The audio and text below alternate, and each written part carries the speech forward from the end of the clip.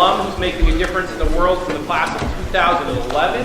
He's going to give a presentation to you guys and give you some of share some of his experiences over the last few years and the projects he's working on. He is going to have a public showing of his film on Friday night, March 8th at 7 o'clock. Okay, so there'll be some social media stuff about that in the community. We're hoping your parents can join us, your families, your friends. That'll be a wonderful event also right here in the auditorium. That'll be a great presentation. So let's have a warm welcome for alum class of 2011, Anthony Brogno.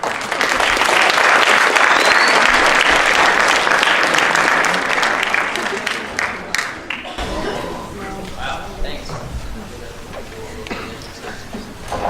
Crazy. 8 years ago, I was sitting right there, right where you are now.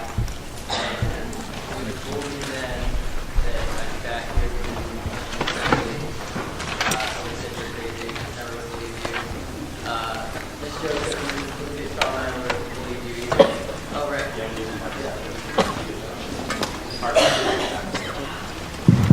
Can you hear me? Good? All right, a lot better. Yeah, so I don't think anyone here probably would believe you if you told them I'd be back here in 8 years giving an assembly. It's a little crazy. And I think that's in large part due to the fact at that time, I think I kind of identified as someone who didn't really like school. Even though there were so many things about this place that I loved and that were so great, I had this identity of like someone who didn't really like school, they just thought I was too cool for it or whatever. So that played a major role in how my behavior and how my actions kept in line with that. But in reality, I think it was probably like the day after I graduated, I realized how amazing this place was. I get to come to like this social environment and see all my friends every day, be surrounded by all of these adults who are supporting me and want to see me succeed. It was amazing. So that is a big part of what I'm going to talk about is the importance of self-identity. And so I guess you guys probably don't have much of a reference of who I am and why I'm here. So like Mr. Lucas said, I'm Anthony Brogno. I am an outdoor educator, an expedition guide, wilderness guide, a conservationist, nature lover, lover of people and building community, say community builder, seeker, and I'll kind of explain more what those things mean. But I want to take a minute to focus on the importance, like I said, of identity, is self-identity, because it's one of the biggest factors that controls how we show up, or is going to affect how we show up and how we act in this world. And, what we do in our life is how we identify as ourselves, right? Like I said, like even though there was all these reasons why school was great for me, I had this kind of identity that I had developed from younger that I was like, oh, I don't like school. So now that I identify as someone, all these things that I was just talking about, conservationist, outdoor educator, all these things that really connect me to the environment, that has made a huge impact on what I'm doing in my life. And so I'll explain more. This photo behind me is from an expedition I came back from 2 years ago now, in the Chilean Andes. And yeah, that's the film we'll be showing a week from this Friday on the 8th. It's called Unbounded, and we'll talk more about that. So, like I said, 8 years ago, I was sitting right there. I probably would have been really psyched to be getting out of class for a little while. And, I really hadn't thought about what I was going to do after high school.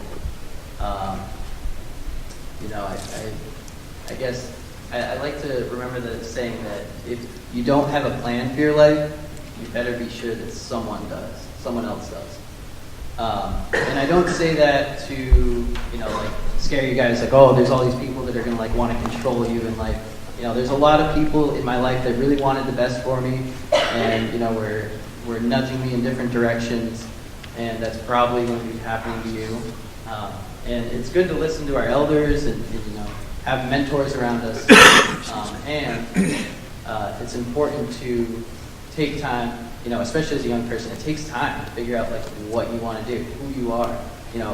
There's many aspects to this, like finding that self-identity, and it's not a destination, it's a process. Like I don't have it figured out. It's like a distilling. You're always whittling away at what that self-identity is. But it takes time, and so I left here not sure what I was going to do. Like I said, there was these people nudging me. They wanted what was best for me, and I left Antasqua. And I don't think I had ever, while I was here, really taken time, and thought about what I wanted to do. And I'm like a dreamer. That's still who I am. That's still part of my identity now. And especially back then, I'm like a dreamer. Like every day I would wake up and it was like this new big plan for what I was going to do, and like this business I was going to start. And then like by the next day it was something else.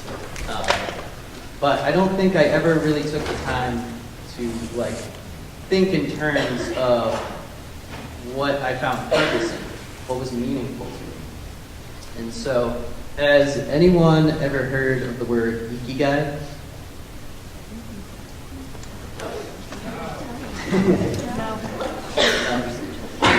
So ikigai is a Japanese word that really has no translation in English to a single word.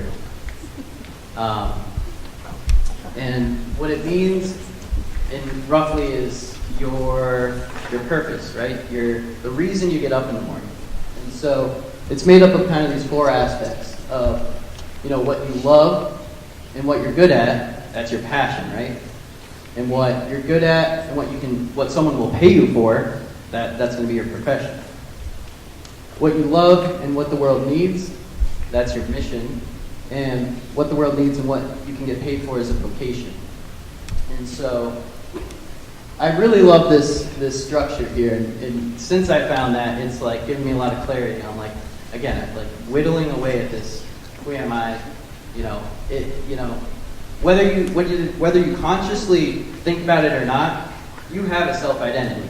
And like I said, when I was here, I probably didn't really have any conscious recognition of what that identity was. I probably identified as like kind of BA and like, I don't know, I was in love, I like had a girlfriend for the first time.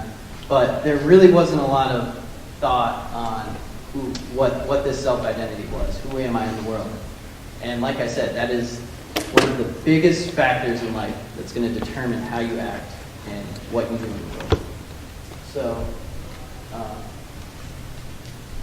So there's all these different parts, but I want to focus in on this one right here. And it's what the world needs, right? And you guys are all science students, right? You're in like conservation. What classes are you guys in? Dynamic science? Plant and animal science. Nice. We'll have to talk. What other classes? AP Environmental. Mr. Environmental. What? Mr. Murdoch.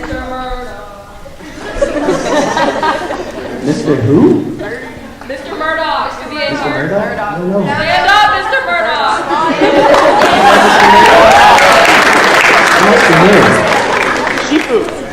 It seems like they're bringing the cream of the crop here. They got great teachers, and they always have. So you guys are in these classes. A lot of them are somehow related to the environment or to conservation. And so that's why I want to focus in on this one aspect of what the world needs. And, you guys are going to have all different interests. There's infinite amount of interest in what you're good at. We all have a specialization. So you guys are going to go out of here, in a year or a few years, and you're all probably going to pursue different things, right? You're going to all have what's drawing you. And I'm going to talk about that more in a little bit too. But regardless of what you're doing, I'm going to have an ask. And right now, you guys are students in a pretty crazy time in the world.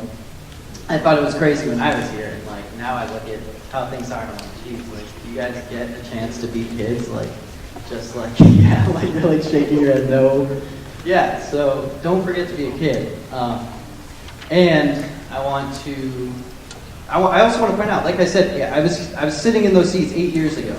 That's not like that's like half a generation. So I'm not here to like, you know, be this adult who's like, you know, oh, the world is messed up and it's up to you guys to fix it. It's like, no, I'm here in it with you, and I'm asking you to kind of join me. So what the world needs right now, like, you guys have any ideas or any suggestions for what the world needs in terms of the environment and where we're headed? I'm pretty sure Want to pass this around? So that it's more,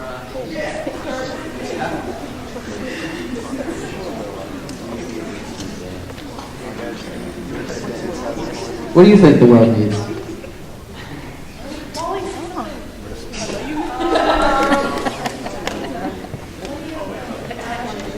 the world needs for people to not. Well, we could start using more renewable energy. Renewable energy. Love it.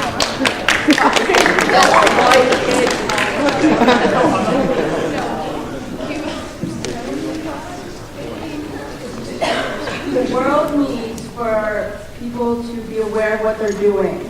Like what?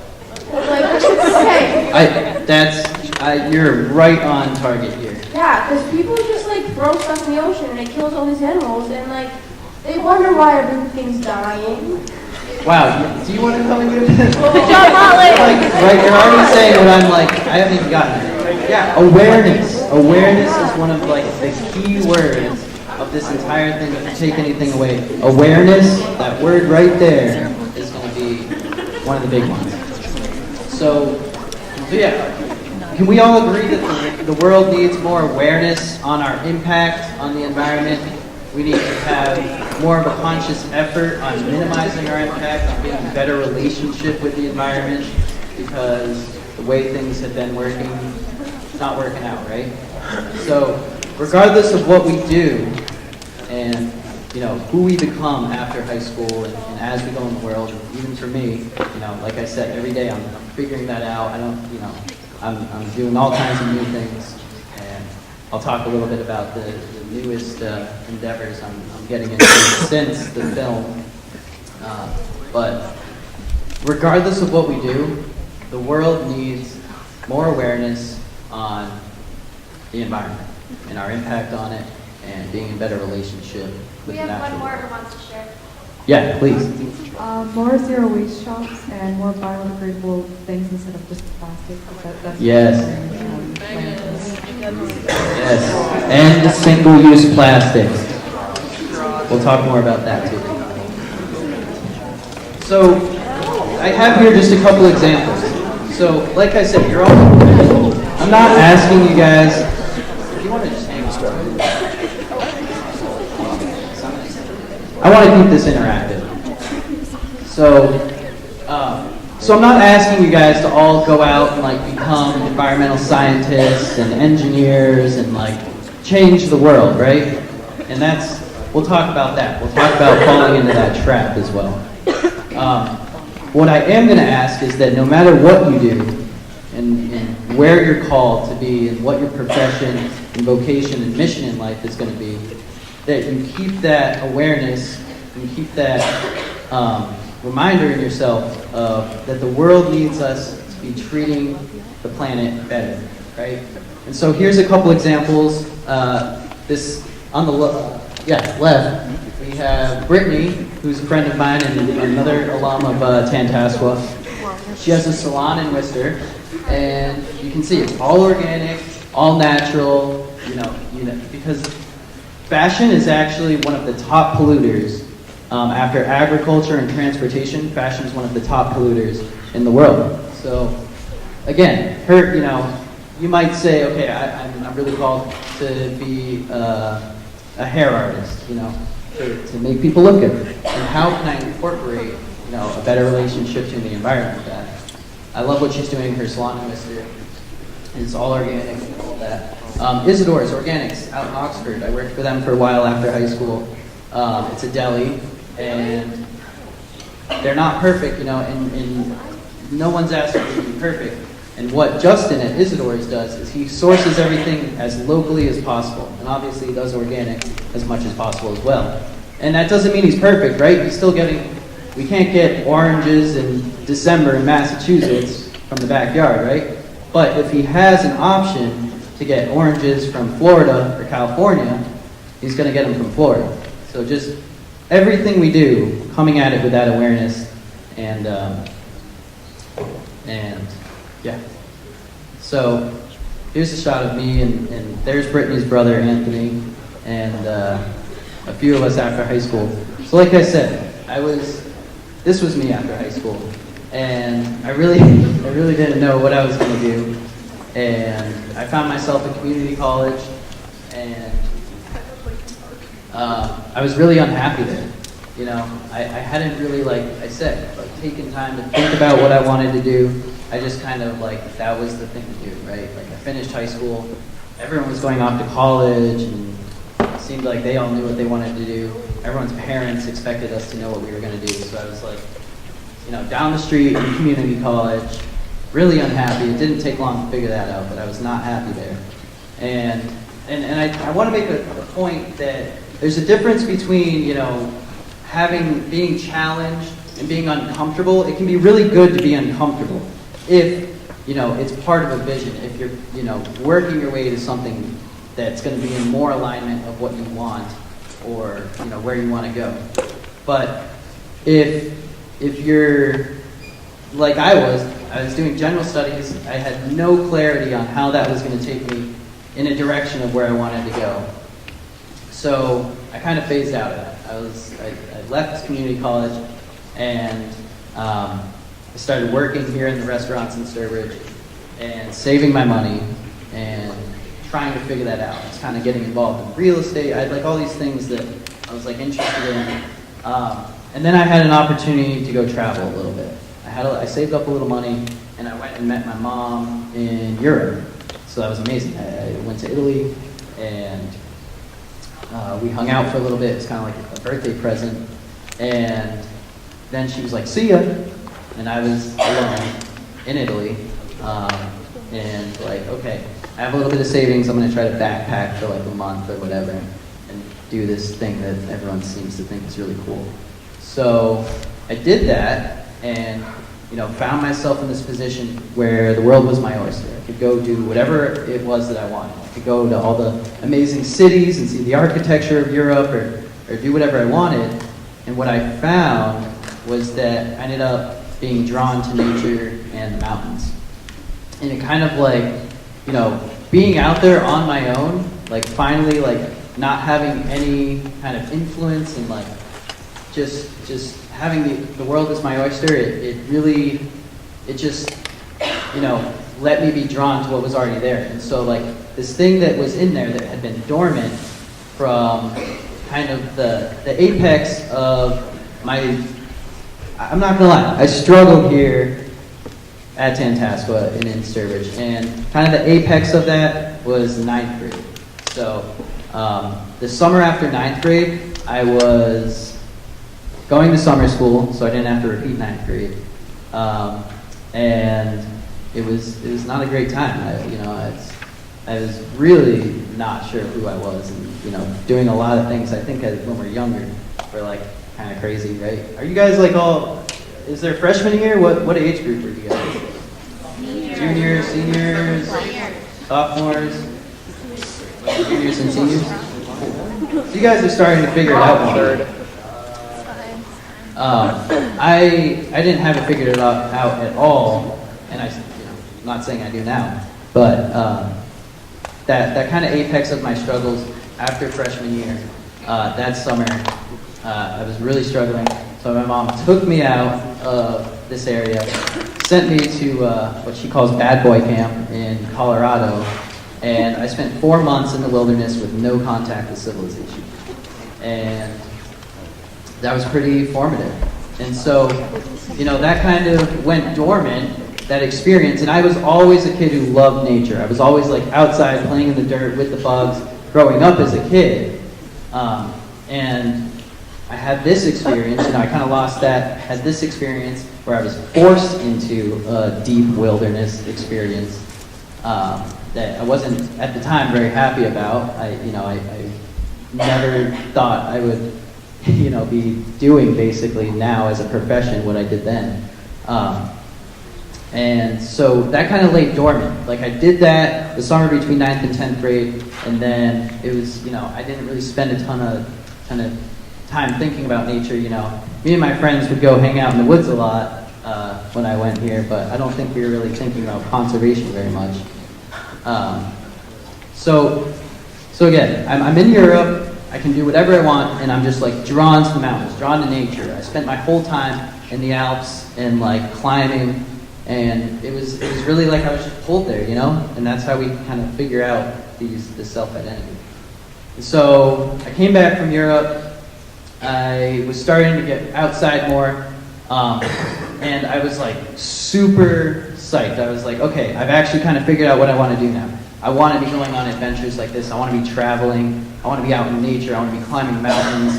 So I came back home. I ran out of money in Europe. I came back home. I was like working again here in town and saving up my money. And I'm like, okay, all I know is that I'm going to save up my money and go do another big trip. Like it's something even crazier this time. Like, wait, like what can I do? And one of the big influences I had at that time was a film called 180 Degrees South. Have any of you guys ever seen that? Heard of it? Check it out. It's pretty cool. So it's about these guys that went down to Patagonia, did this amazing. You all know where that is?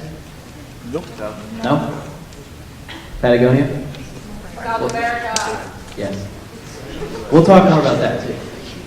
So I was largely influenced by that film, and I was working and saving my money, and I was like, okay, do I want to go to Asia? Am I going to go to South America? I just knew that I wanted to travel. And on this quest that I kind of went on in Europe, I kind of started to figure out, there's more than just me here. I'd like to kind of do something to give back. So I decided, okay, the dream is like one day I'll go down to Patagonia and like climb these huge mountains and be on glaciers and do all these amazing things that these guys did. Like the brand Patagonia. Some of you probably have like the jackets on and stuff. The guys who started that company were these people that were like doing first ascents down rivers and amazing things and like the outdoor sports. And they were like these dirtbag climber people that then now have billion-dollar companies because they figured out what they were going to do and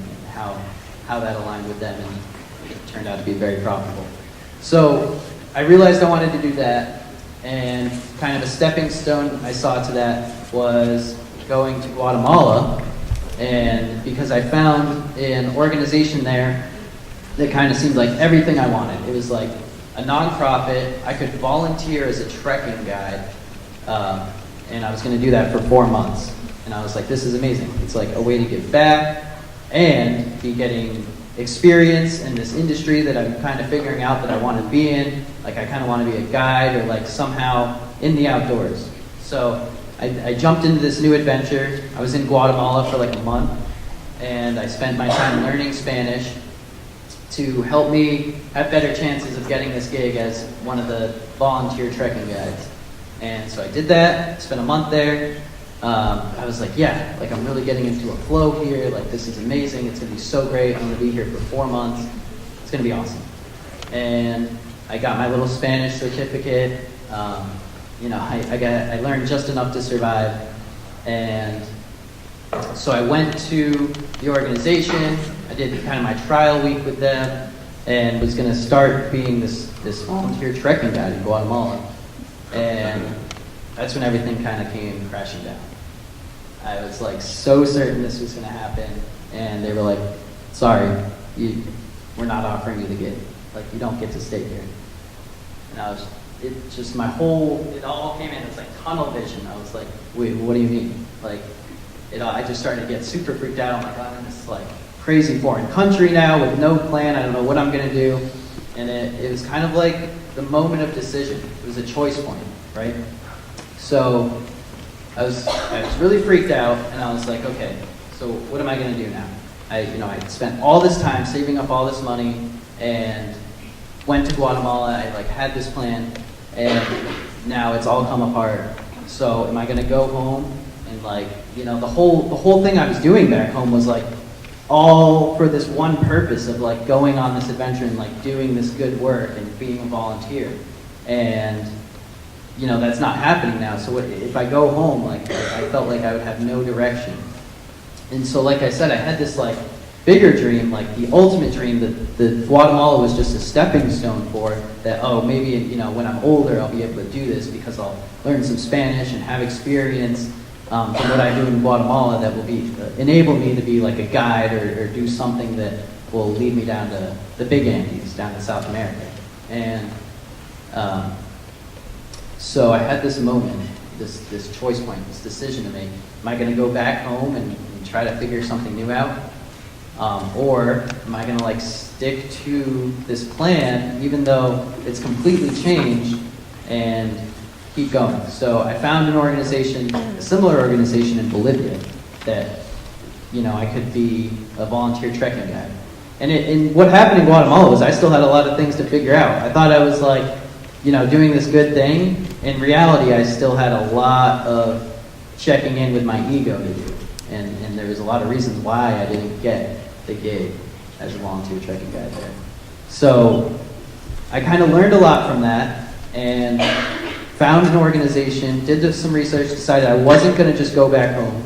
I found an organization in Bolivia, which is in kind of the center of South America, that I could kind of do something similar. So I found a cheap flight to Peru and decided I was going, you probably recognize this place, right? I figured, okay, I'm going to give it another shot. And that was the decision that changed everything. Because I went down to South America. The cheapest way to get into Bolivia was through Peru. So I went to Peru and I started like just doing what all the ultimate dreams were. I realized the whole time, this whole plan of Guatemala, I had like been playing small. I had like been trying to like build up to this one day I'll do this like great thing. And then that fell apart, almost like it was like the universe like, okay, you really want to do it? Like, here you go. So I went and I started like just ticking off everything that was like the ultimate dreams. Went to Machu Picchu, I was trekking through Peru, made my way into Bolivia, and became a trekking guide there. I was volunteering as a trekking guide, and it was absolutely incredible. I was meeting people from all over the world, and even with only a month of Spanish school, my Spanish leaving Tantasco wasn't great. Does anyone have Miss Reese or? Great. Yeah, she's a saint. Yeah, my Spanish was not great. So that month of Spanish school I had in Guatemala was basically my sole foundation because I really didn't pay very much attention in my Spanish 1 classes here in Tantasco. And so here I was now in this position where I was working with local indigenous people in Bolivia whose second language was Spanish. Their first language was the indigenous Quechua language of like the ancient Inca tribes. And my second language was very broken Spanish as well. And so here I am trying to translate for foreigners from this guy who's translating from Quechua to Spanish, and I'm going Spanish to English. So I don't know exactly how much of the information actually got conveyed, but it was an absolutely incredible experience. And so I kept going. So I spent a few months in Bolivia, and while I was there, I organized an initiative to clean up this what's called the Siete Cascadas. So it's like this beautiful area.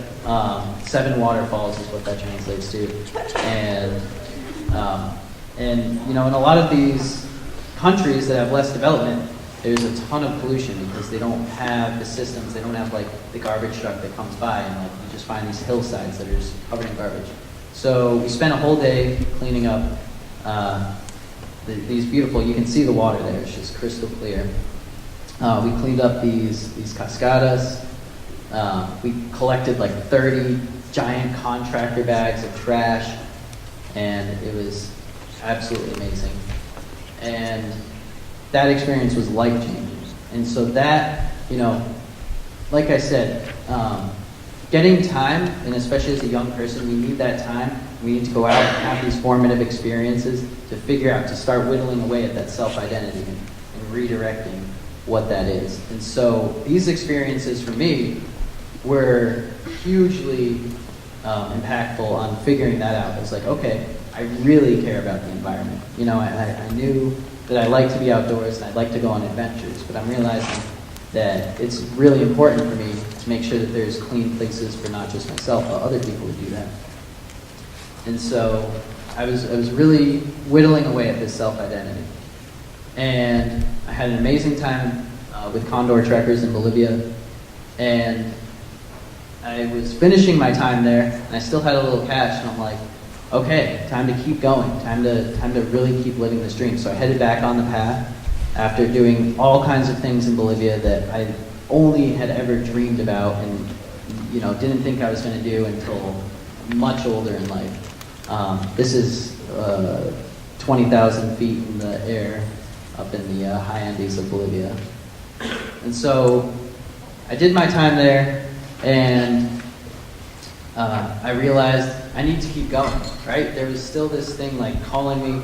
It's like there's all these clues, and there's a Native American saying that they say is all sign all the time.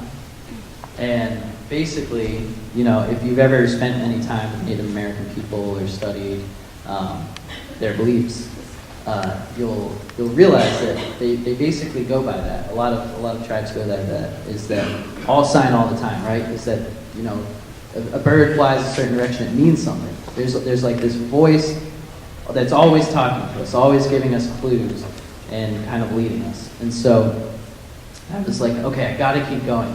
You know, I still have a little bit of money left, and the ultimate dream, I'm in Bolivia now. I'm neighboring the countries that Patagonia is in. So Patagonia is the southern tip of South America. Chile and Argentina share Patagonia. It's basically like the Alaska of South America. It's this super, super one of the least inhabited places on the planet. The last thing before Antarctica, very wild, home to the second largest extrapolar piece of ice on the planet, so huge glacial fields. And so I was like, okay, my ultimate dream was to go down there.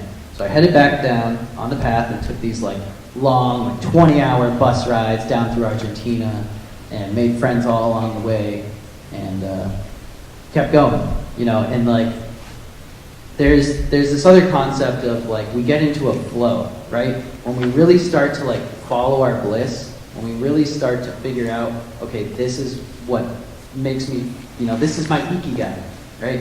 This is what my reason to get up in the morning. This is like I feel my purpose and my bliss just like in this spot, and I know if I don't know how it's going to work out, but if I keep going in this direction, it feels right.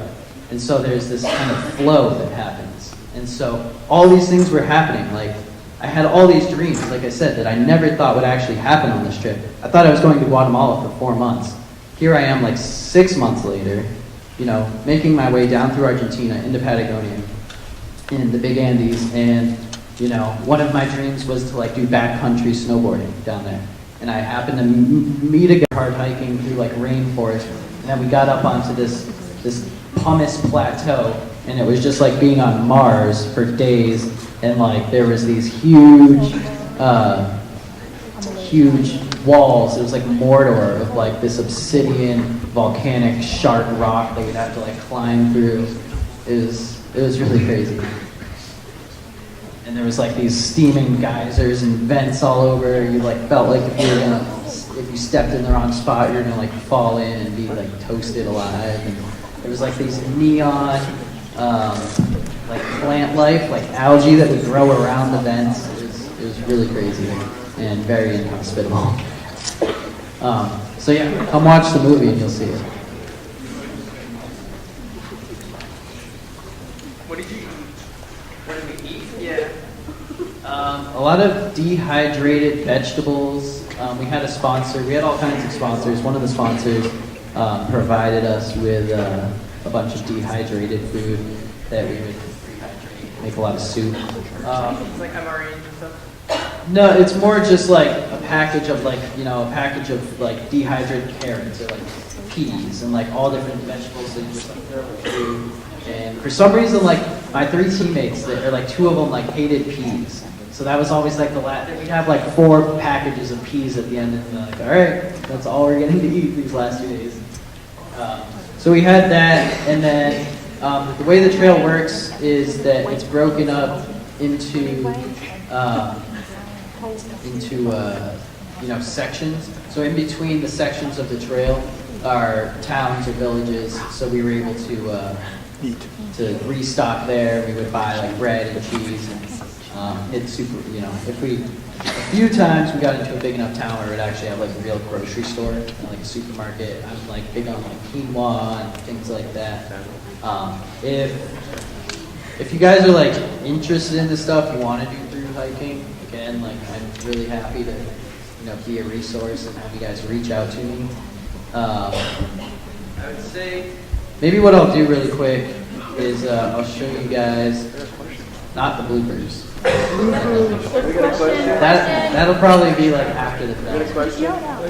Yeah. Question. Would you ever consider going like the Himalayas or somewhere like there? Oh yeah, for sure. Like I was saying, when I came back from Europe, before I decided I was going to do Guatemala and like this whole thing in South America, I was really trying to figure out like what I was going to do, and that was kind of the 2 big options. It was like either South America and the Andes, or like Asia, Nepal, the Himalayas. And so I still haven't made it over, but I really am dying to. So I want to see if I can show you guys the teaser here, because that also has a lot more information.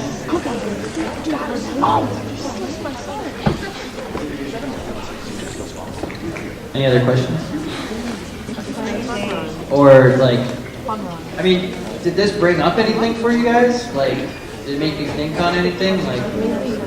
Like I said, when I was 8 years ago, when I was sitting in those seats, like I hadn't really ever had anyone tell me or really thought about at all what I wanted to do after high school. Here we go. So this is it's similar to the trailer, but it has a little bit more information in it about the trail. Kept looking down, and I was scared out of my mind because I realized after I'd fallen, 1 slip and you're done.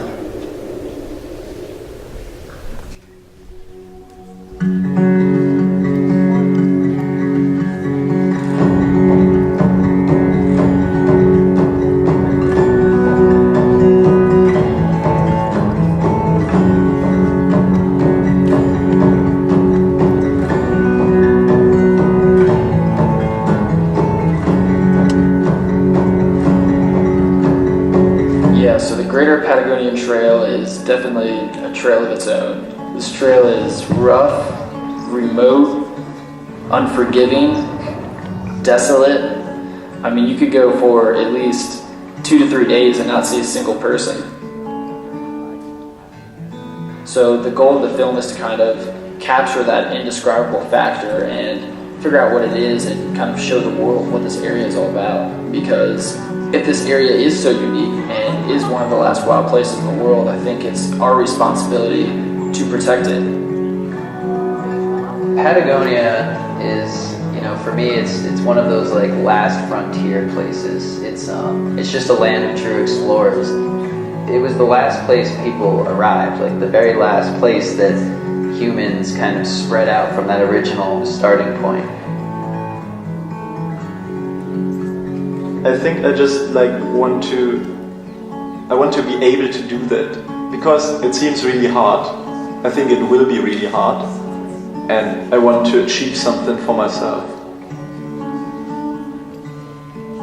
A lot of the time you're doing it, you're going to be thinking, why am I doing this? Why am I doing this? And at the end you look back on it and go, oh, that was brilliant. That was absolutely fantastic. And I think that the trip is going to be like that. There's going to be lots of really low points. And it's going to be tough physically and mentally, but I think we're going to look back on it, rose-tinted glasses probably, and be like, that was amazing. And it will be. I'm excited. This is what an adventure is all about, though. You know, it's about being miserable. It's about the terrible times. It's about being frustrated. You know, being angry, being annoyed, being sad, lonely, scared. That's what it's all about. If you didn't have that, what's the point?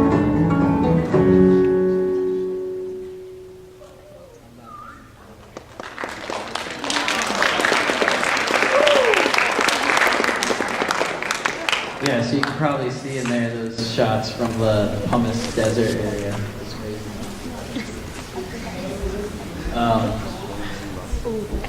So yeah, just about out of time with you guys.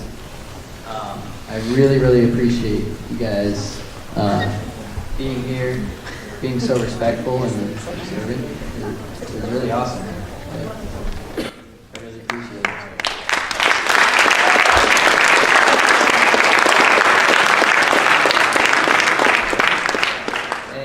I hope you guys think about this. Think about that ikigai.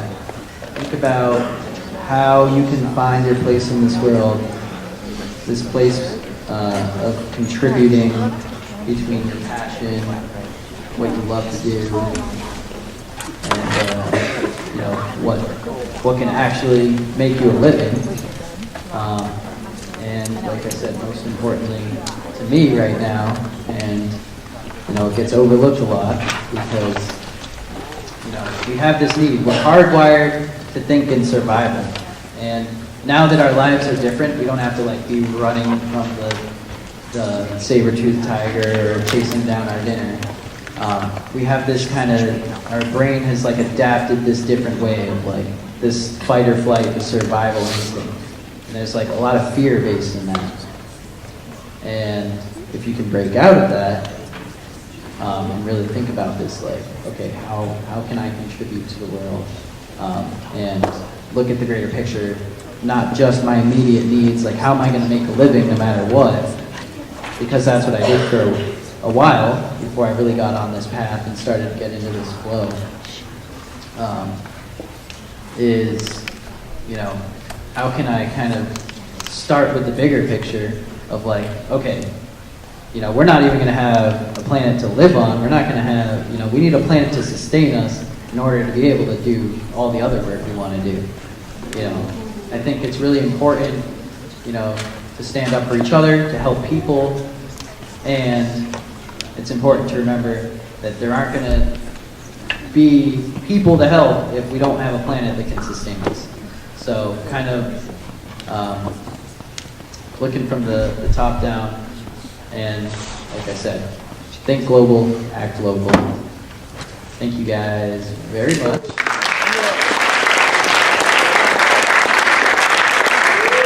Hope to see you all next Friday. Please come, watch a movie. If you have Amazon, it's free with a Prime account. Thank you. I run into him at a store looking for like sunglasses, and he's like, "Oh yeah, do you want to borrow my snowboard and all my gear?" And like, it's just crazy what happens when you really start to get into that flow. So I did all these incredible things. I did the backcountry snowboarding, and made my way all the way down to the southern tip of South America, in Tierra del Fuego. Went all the way down to the southernmost town in the world, Puerto Williams, and the entire trip ended up being 8 months. So twice as long as I had originally planned to be in one place. Ended up being 8 months, traveling all throughout the entire continent, more than a continent of Latin America, starting in Guatemala, all the way down to the last piece of land before Antarctica. And it was absolutely incredible. This is Torres del Paine National Park in Chile. And so I'll talk more about my return to Chile, which just happened in the last couple of years. And yeah, so I did that, and I ran out of money eventually, and it was time to come back home. And things were a little different when I got home. I found that the house I was living out here in this area still after high school, and my mom had moved, so I found myself out in Western Mass, out in the Amherst area, and I wasn't really sure what I was going to do. It was kind of another one of those like turning points, because I was like, okay, I just had this incredible experience. I figured out so much of who I am and what I want to do in the world. And I really don't know how I'm going to make any of that happen.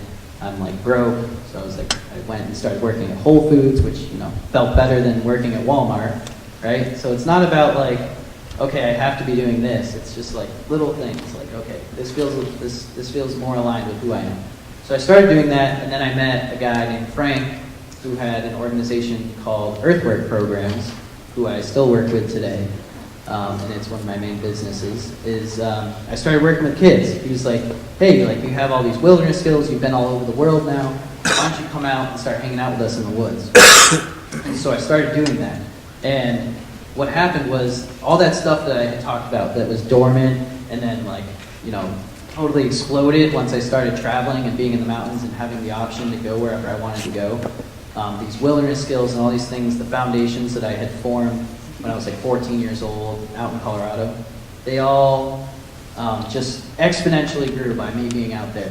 I was, you know, my knowledge and my love for the outdoors and all these things were just exponentially growing. I was learning, I was in a mentor relationship where I was getting to learn, but I was also being pushed outside of my comfort zone. I was pushed to my edge and being in the position to teach, which was incredible. And that's kind of how we grow, right? That's kind of the common theme here, is that heading in the direction towards your bliss or towards your ikigai, while also pushing yourself outside of your comfort zone. So I was doing that. I started working with kids and adults and learning more and more and more. I'm still learning. And like I said, I'm an outdoor educator now. I work with this company, Earthwork Programs, as a wilderness survival guide. And what that really means is we do all kinds of things that are ancient skills. We practice a lot of Native American skills. We practice tracking, plant and tree identification. And it's funny, we have like, you know, people that come to our programs. We have preppers and people that are like, all want to be ready for the end of the world. And we have people that just want to get out on the weekend with their kids. But no matter who it is, I have a blast, and I love what I do. And so from there, I had these opportunities to go to Alaska and do all these different things. And again, it was just like, you know, the call was there, and I just kept taking these opportunities or creating them to keep following, you know, that bliss. So I spent my first full summer in Alaska in 2015, spent a whole season, hung out with a lot of bears. And this was all, again, still just refining at who I am in the world.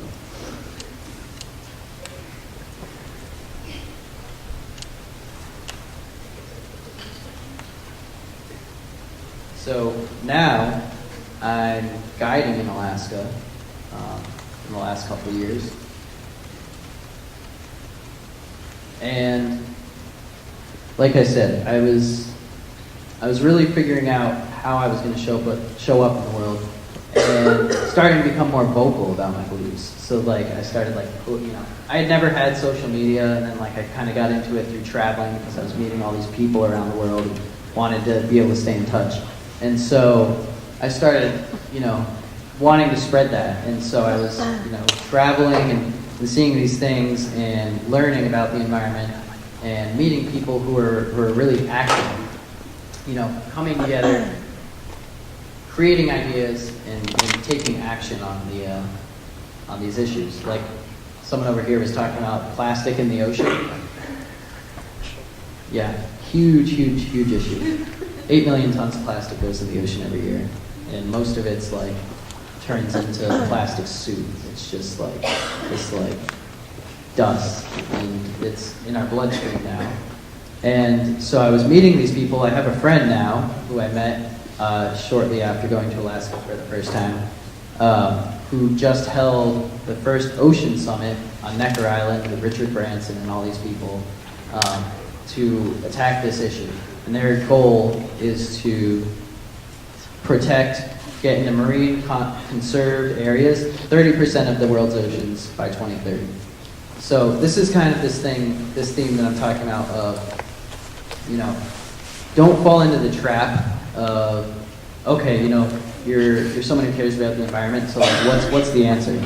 You know, we're not all engineers. We're not going to like come up with the whole energy system, and you'll hear this again in the video I'm going to show. But it's about having ideas and coming together.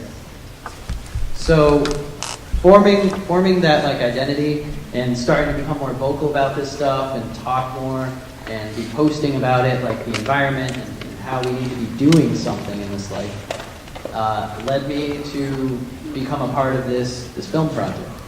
So it was called Unbounded, and I reached out to them. They were like hosting a Kickstarter, and I reached out to them because I was like, this project is everything that I love rolled into one. It's, you know, conservation, the environment, expedition and adventure, and so I got involved with them, and I was just going to be helping, you know, here and there with admin stuff, and then at the last minute their wilderness guide dropped out very kismetly. Like I said, these things kind of just happen.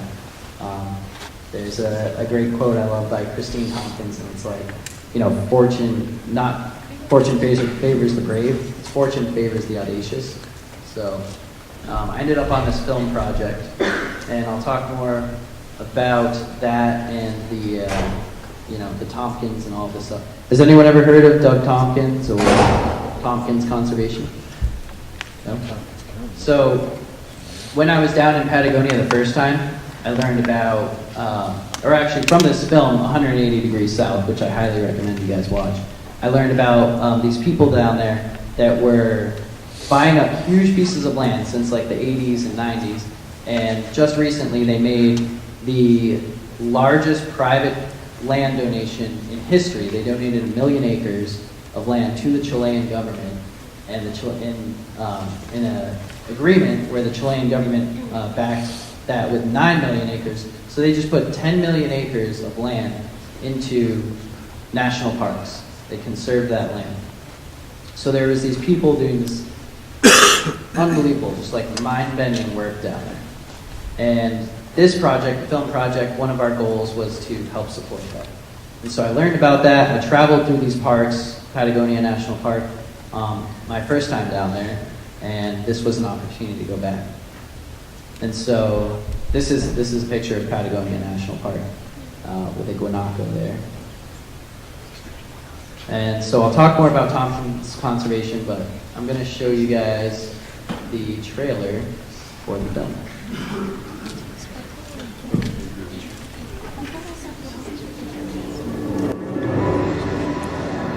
The Greater Patagonian Trail. 3,000 kilometers of some of the most unforgiving terrain on the planet. Unfinished and unmarked, it's really just a network of dirt roads, horse paths, and rivers strung together, rather than an actual trail. This is gonna be a tad dicey, mate. This trail is unforgiving. It doesn't care if you're sick, dehydrated, or anything. This has the potential to be the worst day of our lives. That hurt. Yeah, I actually almost got to my mental breaking point. We were knocked down, beaten up, and spit back out by this forest. I was scared for me, and I was scared for everyone else. It was just impossible to go through. It was just so hard. One of the best parts of this entire journey is learning more about how people would survive here. Estamos acostumbrados a vivir en el campo y morirlos por aquí mejor. Dejar los huesos acá. Everywhere in the world you can find beautiful, awesome places, and everywhere in the world there's someone who's going to exploit them. To be able to complete this trip, it'd be really huge for all of us. Let's do it. Powerhouse.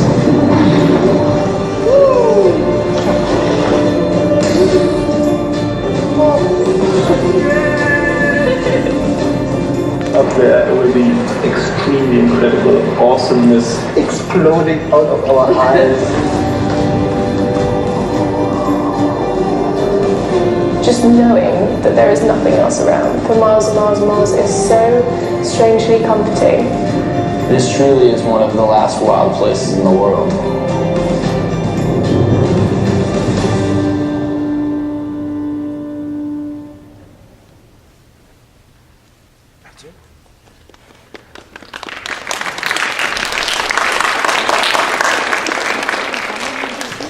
Want to go now?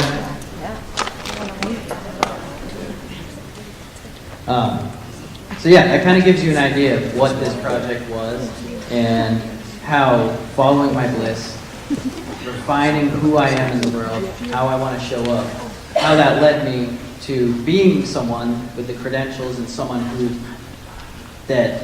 doing a project like this would see me as a valuable member of that crew. So there was just 4 of us on that expedition, completely unaided. Like I said, when I first started getting involved with that, it was just like, okay, like I can help you guys. I have experience down there. You're doing something that I really love, and I just want to help support it however I can. And they were like, cool, like we don't really have anything for you to do. And then it was like, oh, actually, you could help us with a little PR and logistics while we're down there, because there was already 4 of them. And then, like I said, like less than 2 weeks, like a week before they were going to leave for this trip, their wilderness guide backed out. And they were like, can you help us find someone? And I was like, yeah, I know people down there. I might be available too, though, you need it. So that's kind of what happens, when you follow this bliss, when you really get into flow and like are heading in the direction. And like I said, I'm not here to like try to get you guys to all be environmentalists or anything like that. You're all going to have your own passion. You're all going to have what you're called to do in the world. I'm just going to ask. My ask for you, I'd like mentioned in a bit, my ask for you guys is that no matter what you do in the world, that you kind of take this somewhere in that scheme of your self-identity, take that awareness and of the environment, and somewhere in there, I ask that you have this part of your identity that is like a warrior for the planet, for the environment. Because that's a huge part of my identity now. And I don't think everyone needs to be like me or think like me or anything like that. I do think, though, that if we don't all start to identify more with the planet, that we're going to be in big trouble. I mean, I'm sure you guys see it. Like we talked about, it's kind of crazy being a kid nowadays, I'm sure. A lot of the scientists are saying, like, this is the 11th hour, right? We don't have time to keep making the same mistakes we've been making. We don't have time to keep ourselves disconnected. We're intrinsically a part of the natural world. And nature doesn't need us, but we need nature. And that's a big part of what the Tompkins are doing. A big source of their inspiration is this philosophy of the half-earth, which is formed by this guy, Edward O. Wilson. And his philosophy is basically that wilderness needs half of the space on the earth. Like as humanity, and that's just like a good start. There's some people like Doug Tompkins who think that nature needs more than half. But just to start, that nature needs half of the earth, that we need to designate half of the space on the planet for just wild nature without us butting in. And there's a lot of people that are saying that's fully necessary. I mean, one of the biggest things going on right now is the extinction crisis. We're losing species as fast as in any of the other major extinctions, like when we lost the dinosaurs. It's really crazy. So I had planned to show you guys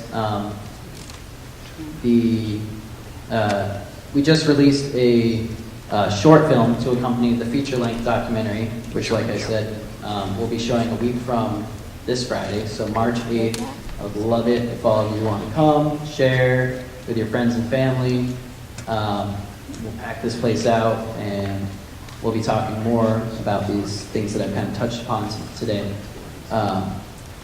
The full film is like an hour and 15 minutes, and we just released this 18-minute long short film that, the feature-length doc is very focused on our adventure, our journey on the Greater Patagonian Trail, And this short doc is much more pointed to the environmental causes, especially the water rights in Chile.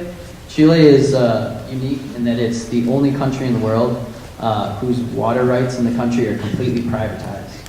And that was from a dictatorship they had up until the 90s that basically made it so that all water is kind of like land, like it can be private and owned. So rather than, you know, pretty much like everywhere else in the world where land can be owned, but water is like, you know, kind of for the general good because every living thing needs water to survive. Chile is unique in that they still have privatized water rights. And that's sort of changing. So this video, I'll send it out to your professors and make sure it gets out to you guys. I was going to show it today. Why not today? But it doesn't look like we're going to have time because I want to like kind of have an open discussion. And I just kind of want to round this out. So like I said, the 10 million acres of national parkland that the Tompkins helped create, they're on track to preserve 13 million acres. So they've already preserved more than the size of Switzerland in a country that at its widest point is like 100 miles wide, and it's the longest country in the world. It's like 3,000 miles long, I think, something like that. And it basically contains every type of ecosystem and temperate zone imaginable. They have the driest desert in the world, some of the wettest rainforests, all coastline, thousands of miles of coastline. And so they have a major issue with damming of the rivers for hydroelectric dams, and all these things that really don't make sense. This development that's just kind of like for the sake of development rather than making any sense. I heard one of the needs the world has, we're talking about this need to protect the environment, this need to be in better relationship with the environment. One of the things mentioned, I think over here, was renewable resources, right? And renewable energy. And so Chile is unique in that it basically is the country with the most opportunity for that in the world. They have all this coastline, more coastline than almost any other country. So the wind, tidal power, they have more volcanoes than nearly any other country. Geothermal, they have the driest, sunniest desert in the world, solar. So it's really crazy that they're still extremely extractive. And they're pretty tight with the U.S., and we have a pretty similar history in being very exploitive of the environment. So, like I said, I ask that you guys not, you know, focus on your career being the environment, but whatever your career is, have a focus of doing the best that you can for the environment. You know, use renewable products, figure out, I mean, I don't live out here anymore. But, you know, the things like, even here at this school, how can we phase out single-use plastics in the cafeteria? How can we transfer, you know, I don't know what's going on now, but how can we transfer that to the compostable? Or, you know, switch to metal straws, things like that. Like, there's, like I said, and in the film, in the short film that I'm going to make sure you all get a chance to see, that I'm not going to show today, it's talked about. And we interviewed an environmental prize winner, a Nobel Prize winner in Chile, a huge environmentalist, and that was kind of his advice to us, was like, don't fall into the trap of like, okay, how design it, you know, how are we gonna like create a new system? It's like, no, just have ideas, come together, take action. And so now all of this is kind of coming full circle. You know, I've done these things in other parts of the world. I got really into what the Tompkins were doing. I did this film project. Spent quite a bit of time in Alaska, and now, you know, I've been for a few years working with Earthwork Programs and getting kids outside. You know, we go out, and I work with homeschool kids. We go out every Friday. This Friday, we'll go out no matter what the weather's like, and we build shelters, and we make fire, and we just practice our skills. And, you know, I was kind of thinking about it last night. I was trying to finish up this slideshow, and like it was crazy windy all day yesterday, and the power went out, so I like couldn't finish my slideshow. I had to like go drive down to my grandmother's house to like work on it. And you know, it's just a great reminder. It's like, you know, how many people know what to do when the power goes out, and the lights go off, and like not for a day, but extended time. I don't know, probably not a lot of you remember I think it was like the year after we graduated, we had this crazy ice storm, and I was living in Holland at the time, and we lost power for a week. We had no power for a week. It was crazy. And at that time is, before I had a lot of these skills, and it was kind of scary.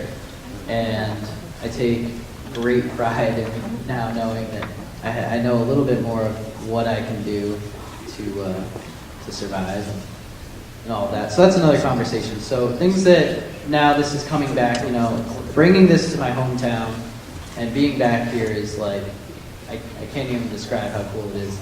And I hope you guys are, at least somewhat intrigued in what I'm talking about, but if nothing else, in taking action to help preserve the environment. Like I said, there's probably a lot of older adults that are just like, oh, it's on you guys, you got to fix it.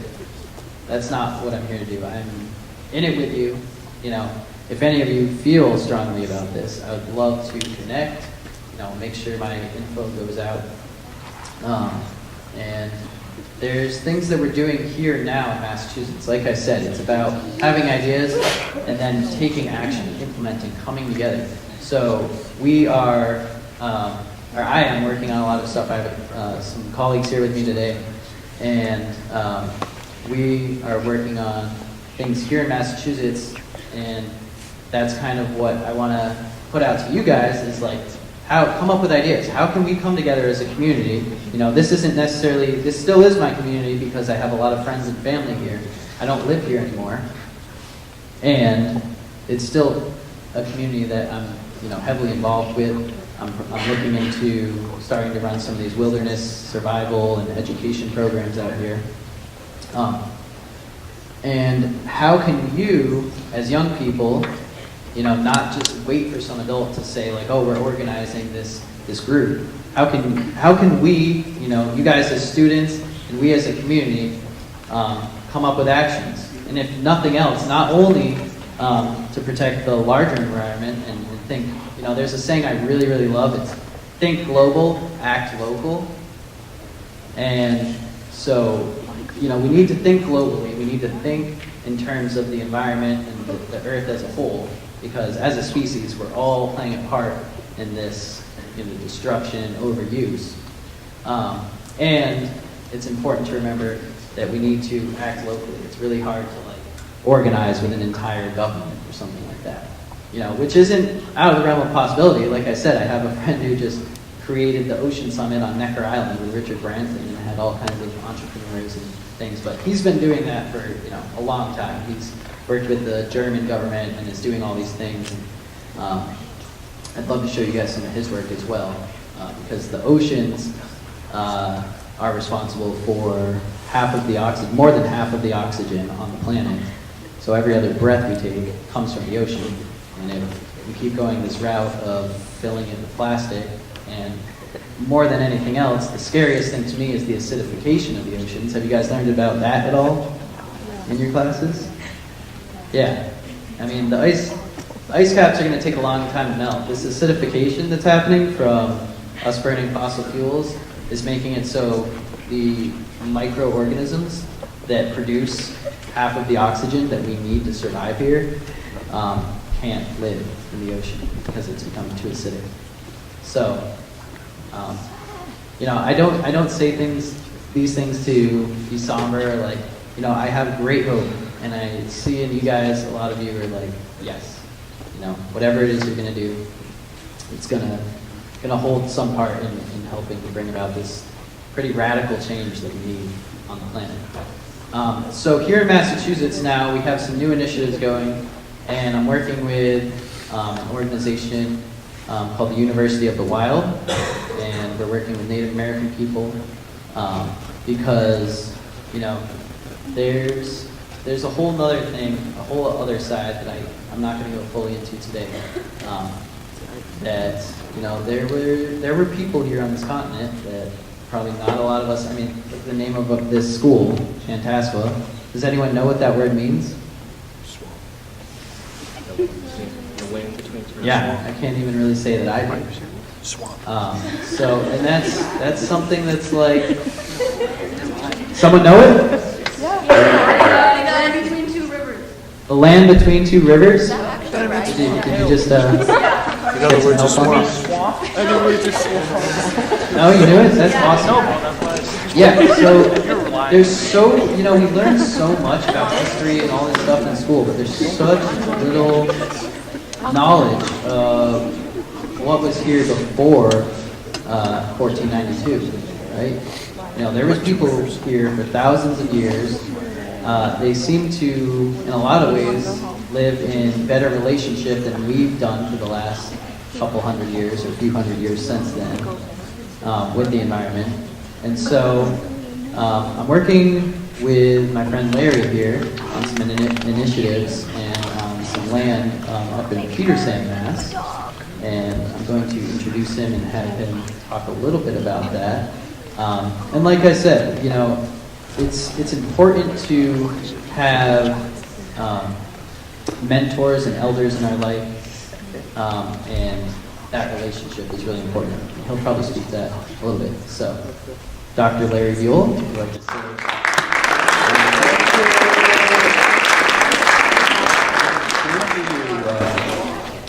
Thank you, Anthony. So if you remember one thing from today, it's all about stories. Anthony's story, but you're writing your own story. You're in the first chapter, so welcome to the journey. I'm Larry Buell, and there's an interesting happening in this country. It's called the Green Deal.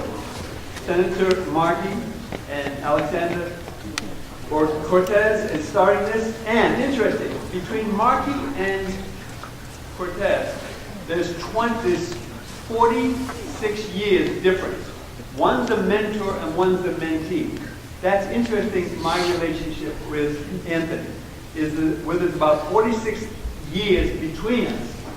And I've been around much longer than Anthony, and I know that in order to have the future come, it's going to be in the seat of you young people. And so that's why us elders are searching for people who can take it to the next level. And that's what we're doing. And so my work with Anthony had to do, like I did my doctoral work where I had 17,000 bits of information on talking about what leadership traits do outward bound leaders need. And I walked across the UMass campus where I did it, and I had a box of my computer. You know, then computers were 3/4 of the size of this building. And if I had stumped, if I had tripped, I would have lost my entire doctoral work because they were all on little cards.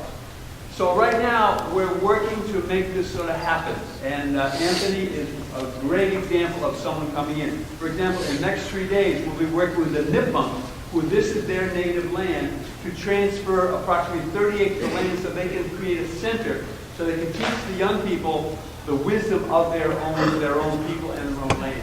And so there's a lot happening, and this is a very exciting time. So thank you, Anthony, for your story and bringing us together.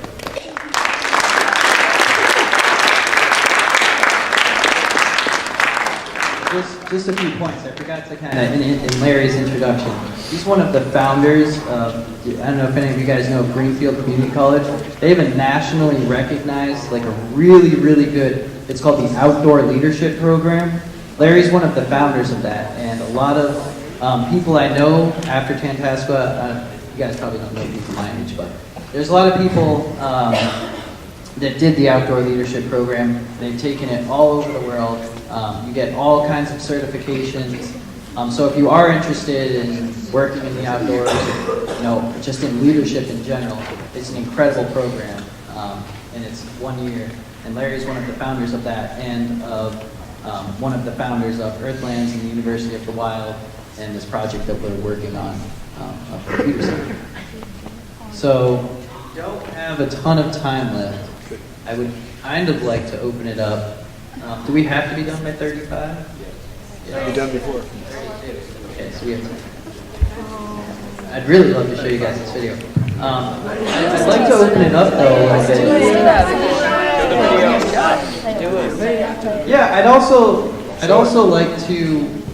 Why don't we take a few minutes? I'll throw it on, and then you guys can watch the rest of it, you know, on your own time. It's only 18 minutes long. And I'd like to just take a little bit of time though to open it up. I want to hear what this is kind of sparking in you guys, or you know, we still have the mic going around.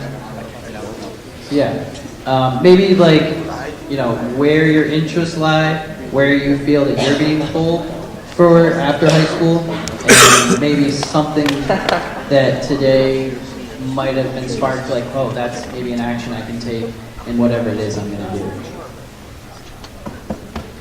Not all at once now.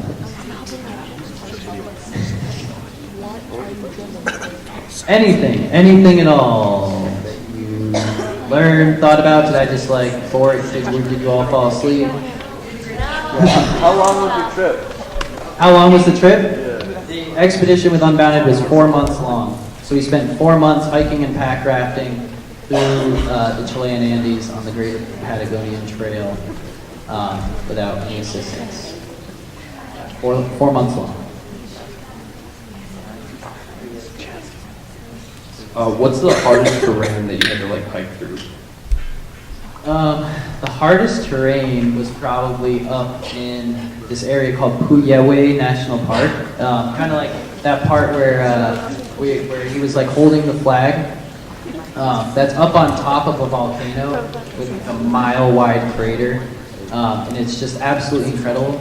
And it's part of this huge area of land that, because of pretty recent volcanic eruptions, it's just like hundreds or thousands of square miles of just like this pumice desert, and it was really gnarly. Like it was really hard to find water.